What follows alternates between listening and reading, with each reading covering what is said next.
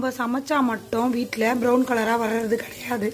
ஆனால் டிவிலேயோ யூடியூப் சேனல்லையோ யாராவது சமைக்கிறாங்க அப்படின்னா அவங்களது மட்டும் வந்து பார்த்திங்கன்னா பக்காவாக விட்டோவாக அப்படியே வந்து பார்த்திங்க அப்படின்னா ரெட்டிஷ் கலரில் வருது. அது எப்படிங்க அது? நாங்கள் நம்பி உங்களுடைய சேனலை பார்க்குறோம். அப்படி இருக்கும்போது நீங்கள் வந்து வியூஸ்க்காகவும் நீங்கள் பணம் சம்பாதிக்கிறதுக்காகவும் கண்ட கலர்ஸை போட்டு ரெட்டிஷாக காட்டி எங்களை உங்கள் பக்கம் இழுத்துட்ருக்கீங்க.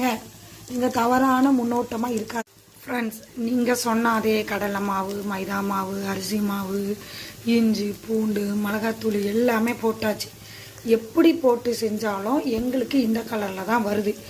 ஐ திங்க் இதுதான் ஹெல்த்தியான ஒரு பக்கோடா, காலிஃப்ளவர் பக்கோடா நான் நினைக்கிறேன்.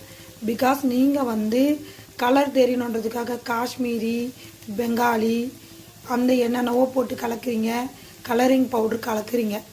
நீங்கள் வந்து நல்லா எடுப்பாக தெரியணும் அப்படிங்கிறதுக்காக. மேபி சாரி, அந்த மாதிரி காட்டாதீங்க. உங்களை பார்த்து நாங்கள் ட்ரை பண்ணும்போது எங்களுக்கு அந்த மாதிரி வரல அப்படின்னா கண்டிப்பாக உங்கள் மேலே கோவப்படுறோமோ இல்லையோ எங்களுக்கு செய்ய தெரிலங்கிற அந்த தாழ்வு மனப்பான்மை வந்துடுது. பாய் பாய், see you.